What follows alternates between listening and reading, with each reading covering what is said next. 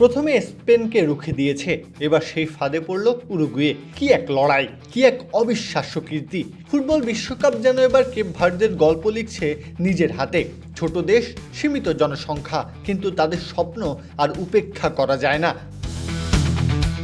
অবশ্য প্রথমার্ধেই ইতিহাসের পাতায় নাম লেখায় কেপ ভার্দে। 21 মিনিটে বক্সের বাইরে প্রায় 30 গজ দূর থেকে নেওয়া এক ফ্রি কিক। সেই অবিশ্বাস্য শটে উরুগুয়ের জাল কাঁপিয়ে দেন কেভিন পিনা।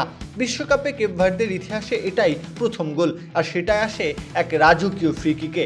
মুহূর্তে স্তব্ধ হয়ে যায় উরুগুয়ে। রুচি চানাচুর 300 গ্রাম ও 500 গ্রামের ফ্যামিলি প্যাক, এক প্যাকে পুরো পরিবার।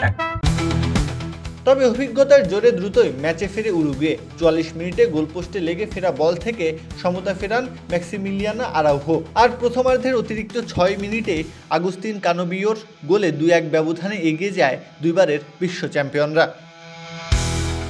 মনে হচ্ছিল এখানে হয়তো থেমে যাবে কেপ ভার্দের স্বপ্নযাত্রা, কিন্তু ফুটবল যে গল্প লেখে অপ্রত্যাশিত কালি দিয়ে। দ্বিতীয়ার্ধে আবারও সেটাই দেখা গেল। 61 মিনিটে উরুগুয়ের ডিফেন্ডার মাতিয়াস আলিভেরা ও গোলরক্ষক ফার্নান্দো মুসলেরার ভয়াবহ ভুল বোঝাবুঝি।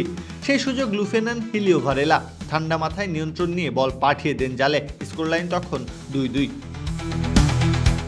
এরপর থেকে ম্যাচে চলেছে টান টান উত্তেজনা। একদিকে উরুগুয়ের আক্রমণের ঢেউ, অন্যদিকে কেপ ভার্দের অবিশ্বাস্য দৃঢ় প্রতিরোধ।